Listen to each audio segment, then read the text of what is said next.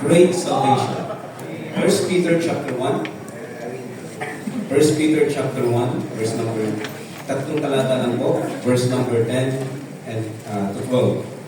First Peter chapter 1, verse number 10 to 12, the Bible says, of which salvation the prophets have inquired and searched diligently, who prophesied of the grace that should come unto you, searching what manner of time the Spirit of Christ which was in them did signify, when each testified beforehand the suffering of Christ and the glory that should follow. Verse 12, unto whom it was revealed that not unto themselves, but unto us they did minister the things which are now reported unto you by them that have preached the gospel unto you with the Holy Ghost sent down from heaven, which things the angels desired to look into. With the Lord bless the reading of His Word, tayo pinalangin. Dakilang Diyos, salamat po sa conference ng Panginoon. Salamat po sa mga mensahe na pakinggan po namin. We're trying to look from different perspective kung gaano po kayo kadakila, Panginoon. At kayo po, tulungan niyo kami na pag-aralan, Panginoon, kung gaano kayo kadakila ang kaligtasan na pinagkaloob niyo po sa amin from the perspective of Apostle Peter. Help me, bless your people, in Jesus' name we pray. Amen. Now, perhaps there is no greater word in English, or I mean, isa sa mga dakilang salita sa wikang Ingles ay salita ng salvation. Ang subject na ito, ang paksa na ito ng kaligtasan, sabi nga po, is so deep that the greatest theologians cannot fully explain it. Kaya nga po siguro mayroong iba't ibang view pagdating sa kaligtasan. Pero at the same time, it is so simple that a young child can understand it. Amen. Somebody defined salvation as the rescue of human soul from sin, from death, hell, and Satan. And somebody added that salvation is the rescue of the human soul from the wrath of God. Amen. Now the Bible tells us that we are guilty of sin. And as a result, we are headed for judgment. Without salvation, we are destined to eternity, to hell, to the lake of fire. And because of this fact, man desperately needs to be rescued. We cannot attain salvation on our own. We need help. And the message of salvation is that while we cannot save ourselves from eternal torment and punishment, God can. And He will. And He did. And that is the reason why we are here this morning. Sinner saved by grace. Now in these three verses na binasa po natin, Peter described how great salvation is. But we need to keep in mind, mga kapatid, that Peter is writing to Christians who were suffering immense trials. Sila po ay dumadaan sa mga difficulties. At doon sa unang bahagi po ng chapter 1 ng book of Peter, he has already encouraged them to have joy, to rejoice, and to persevere. And in this verse, mga kapatid, in verse number 10 and 12, he reminds them of how great their salvation is. Amen. And this in and of itself should be an encouragement to us all. Kasi minsan po, sometimes ang pinaka-best way para malampasan natin ang mga great troubles sa buhay natin is to focus on the good things that God has done for us.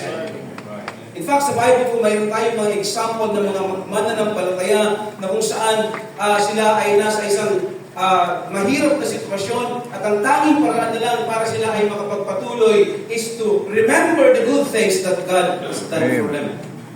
Katulad po ni Stephen, nung siya ito'y binabato dahil sa kanyang pananampalataya, he was able to rejoice and he was able to proclaim, I see Jesus standing at the right hand of the Father. Why? Because of his position in Christ. When Paul and Silas was in prison, kumanta sila sa loob ng kulungan, sing praises in the jailhouse. And And even Peter, kung siya po ay na-arresto, scheduled to be beheaded, he was able to sleep in peace because of his salvation. Now, Peter gives some reason why salvation is so great. Number one, sabi po ni Peter dun sa verse number 10, of which salvation the prophets have inquired and searched diligently. Number one, bakit dakila ang ating kaligtasan? Sapagkat ang mga propeta, the prophets, diligently studied it or searched it. The word search diligently is from the Greek, as original, ang ibig sabihin is to consider even in greater detail over a lengthier period of time. So si Pedro po ay tinutukoy niya yung mga Old Testament prophets na sila po ang nagsulat ng mga prophecy, at hindi lang po sila nagsulat ng prophecy, they began to diligently pour their time to gain further insight and deeper knowledge about the specifics of these fulfillments.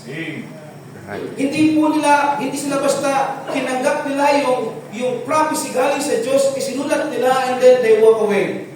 No, there are pagkatapos nilang isulat, pinag-aralan pa nila ng maigi, inalam nila kung ano itong kaligtasan na ito.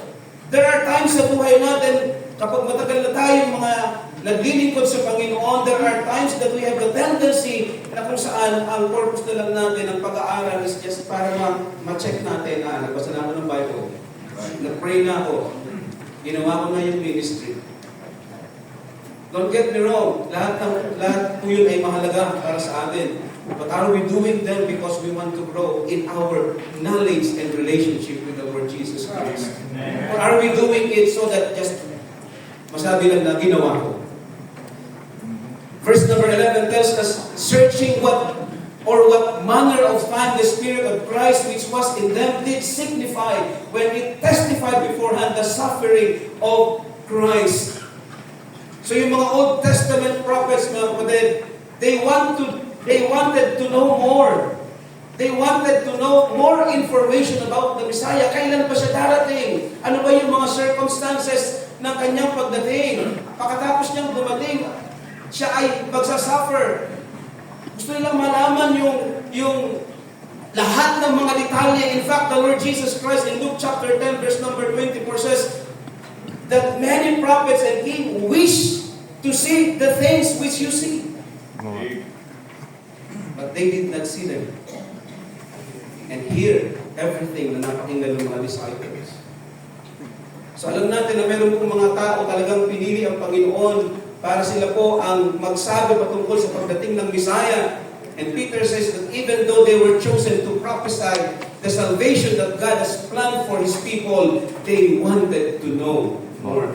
They hungered more. Ang tanong is, meron po ba tayong ganito pa rin hunger? Are we reading the Scripture? And as we read the Scripture, meron pa po bang appetite sa atin to desire to learn more? Do you have the hunger to learn more about God, His attributes, His requirements para po sa atin? Yung mga propeta po, ganun sila. Si Prophet Isaiah, nireveal sa kanya that Jesus will be born of a virgin, He would be rejected, He would bear our sin, and so on and so forth. Prophet Jeremiah, nireveal sa kanya na ang Panginoong Jesucristo ay magiging descendant ni David. The Messiah would be both God and man. Jeremiah also proclaimed that the Messiah would be born of a virgin. Zechariah tells us that the Messiah would be God's servant. Amen. He would be the priest and king. At marami po mga prophets ang nagpahayag ng mga propesiyang ito. Pero isang bagay na dapat natin pag-isipan, mga kapatid, with all they knew, the prophets did not know what we do. Amen. Sa dami po ng alam nila, mas marami pa rin po tayong alam sa ngayon. Patungkol sa kaligtasan. And Peter says that they desire to know more about this salvation, but what they did with what they know, they told others. Amen. Then, ito pong mga prophets ay in-spend nila yung kanilang buhay telling the people about God's process of salvation. How a great salvation it is. And that leads to our second point. Bakit po dakila ang kaligtasan? Kasi sabi po sa verse number 12, unto whom it was revealed, that not unto themselves, but unto us, they did minister the things which are now reported unto you by them that have preached the gospel unto you with the Holy Ghost. Number 2, bakit dakila ang kaligtasan natin? Not only because the prophets have diligently searched it. Number 2, the apostles faithfully shared it. Peter shifted the focus from Old Testament prophets to the apostles.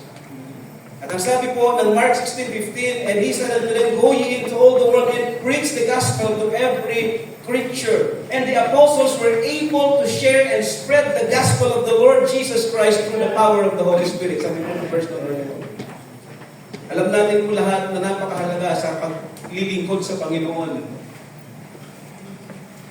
ang power ng Holy Spirit. Napakinggan po nila yung teaching, nakita po nila yung miracle. Peter says that in chapter 5 that he was a personal witness of the suffering of Christ. Unlike the prophets, yung mga apostles po, naging personal witness sila. Lahat ng mga bagay ay nakita ng kanilang sariling mata, na experience nila first hand yung great salvation. And from the time of Christ's ascension until they gave their life for His cause, these men shared the good news. They were doing exactly what Christ had commissioned to them. They were going, they were teaching, they were baptizing. Hindi po ng Panginoon pinersa yung mga apostles na ito. But they shared the message of salvation. But why? Because it was real to them. And they shared it. Even when the religious and the government authorities threatened them. Kahit po sila ay nasa trouble, kahit sila ay nasa suffering, kahit sila ay nasa persecution, even in the face of death, salvation was so great that this apostle had shared. Why? Because it is so great. If you truly knew and felt the greatness of salvation, katulad po ng sinasabi ng sinundan kong speaker, you would have a strong desire to share it to others. Katulad po ng mga Old Testament prophets at ng New Testament apostles. Number 3. Hindi ako nakatulog kung sinabi ni Pastor Yun. Number 3. Verse number 12. Yung last part po. Which things the angels desire to look into. Napansin niyo po ba yun? Things into which angels long to look. Yung Greek word po dito na ginamit ay katulad ng Greek word na ginamit nung si Peter po ay pumunta doon sa libingan ng Panginoon at kailangan pa niyang pumasok sa loob at tingnan niya ng malapitan. Totoo nga ba talagang buhay ng Panginoon? Can you imagine angel stooping down, looking to the earth to see more about this great salvation? Ano kaya yung reason bakit yung mga angel gusto nilang makita itong kaligtasan na ito? Number 1, because they'll never experience it. Kung ano man po ang mayroon tayo ngayon, ito po ay nag-create ng curiosity sa mga angels because it's something that they will never experience. Nasa presensya na sila ng Almighty God. They don't need salvation. So they will never know the joy na nararamdaman natin. They learn salvation from us. Ephesians chapter 3 verse 10. Ang sabi po dito, to the intent that now unto the principalities and power in heavenly places might be known by the church the manifold wisdom of God. Amen. Ang angels po ay created beings, pero hindi sila omniscient. God is educating them Pinagbigyan na yan kasi. by the means of the church. Ang angel po ay God's messenger. They are servant, but they are also students at ang kanilang curriculum ay tayo. Pinag-aaralan tayo ng angel at ano kaya ang experience, ano kaya ang nararamdaman ng isang taong iniligtas. And the number 2, they rejoice. They never experienced it. They rejoice about our salvation. Kaya nga sabi ko sa Luke chapter 15 verse 10, likewise I say unto you, there is joy in the presence of angels over God, of God over one sinner that repented. Bakit kaya yung angel, pag may nasisave, nasisiyahan sila? Because they desire to see. That's how great our salvation is. Na kahit anghel sa langit, nagkagalak sila. Angels desire to know more and more about the salvation that we possess. Nakakalungkot tayo. Habang tumatagal, nawawala yung joy. They would love to be in our shoes. And I think ito po ay nagpapatunay, mga kapatid, that there is much more to salvation than we even realize. Now, for the last point, let me deviate. Wala ito doon sa context. Patawad po. Bakit takila ang kaligtasan? In Genesis chapter 3, verse number 15, and I will put everything between, you know, this the verse, amen? Between the womb, between your seed and between your seed and her seed, and he shall bruise your head. He shall bruise his head. Alam natin na yung seed of the woman is no other than the goat. The Lord Jesus Christ. Now, Satan's only hope of victory is somehow ma-prevent niya yung Savior from being born. Kaya nga po, doon pa lang po sa Egypt, sinubukan niya na ang pigilan. Okay? At ginamit niya si Pharaoh para i-order na lahat ng mga males ay patayin. But God raised up Moses, lead his people out of Egypt. After the birth of the Lord Jesus Christ in Bethlehem, ginamit naman niya si King Herod.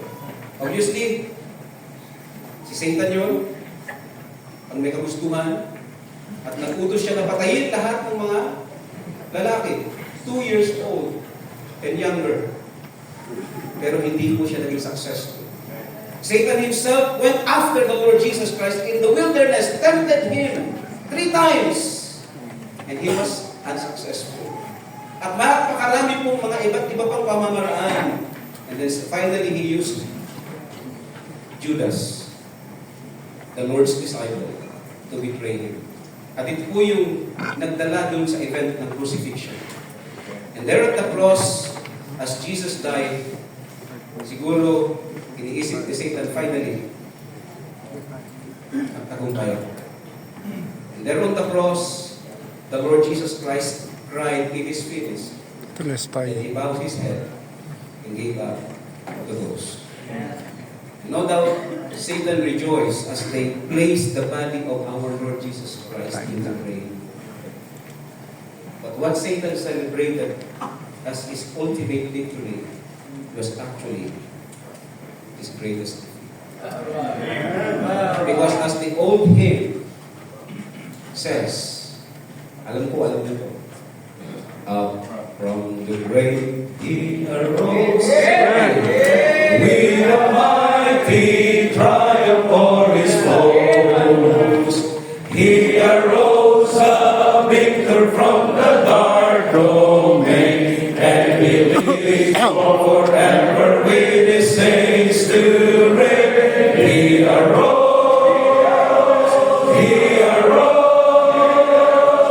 hallelujah, Christ arose.